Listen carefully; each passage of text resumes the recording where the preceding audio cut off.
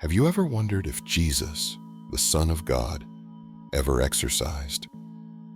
With so much emphasis today on fitness and physical health, it's only natural to ask, did Jesus engage in physical activities?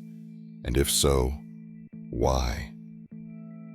Let's explore this, not just out of curiosity, but because it might reveal something profound about how we should live, body, soul, and spirit, all for the glory of God.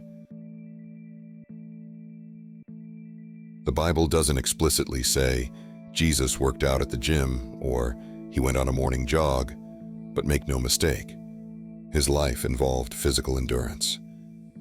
Jesus was human, and like all people, he lived in a world that required movement and strength. In fact, his day-to-day activities naturally required physical stamina. Walking miles across Galilee, traveling between villages, working with his hands as a carpenter. These were not passive activities.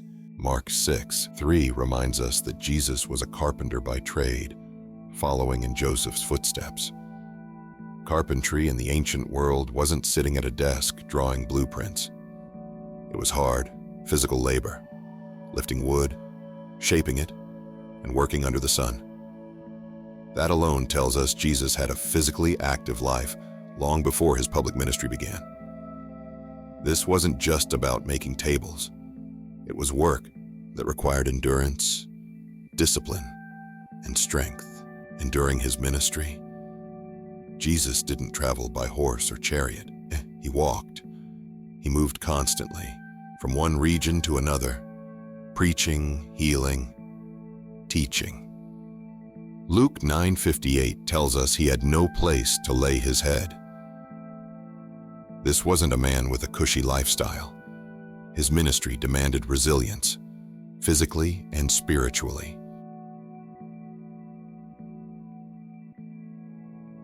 If Jesus lived an active life, we have to ask, what was his purpose? Was he building muscle just to look fit? Obviously not. Jesus wasn't concerned with vanity or earthly appearances. His physical strength wasn't an end in itself. It was a tool for his mission, to do the will of the Father. In Matthew 22:37, Jesus teaches us the greatest commandment. You must love the Lord your God with all your heart, all your soul, and all your mind. Notice something missing? Physical strength, yet Jesus embodied it, not to boast or dominate, but to serve. His strength was devoted to the mission of love, healing, and sacrifice. He demonstrated that our bodies are instruments, not idols. 1 Timothy 4:8 says it plainly. Physical training is good, but training for godliness is much better, promising benefits in this life and the life to come. Jesus understood this balance. He didn't pursue physical activity for self-fulfillment, but to stay equipped for the work of God. So what does this mean for us? Should Christians exercise? Absolutely. But our motivation matters. Jesus never engaged in physical work to glorify himself. His activity was always tied to serving others and fulfilling God's purpose. If you exercise, ask yourself, why?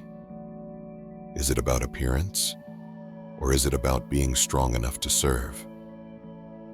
Your body is a temple of the Holy Spirit. 1 Corinthians 6:19-20.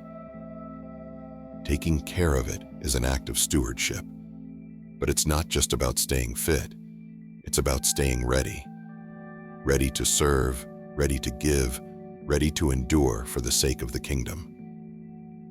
Walking a few miles to help someone, lifting groceries for a neighbor, playing with your kids. All these things can reflect Christ.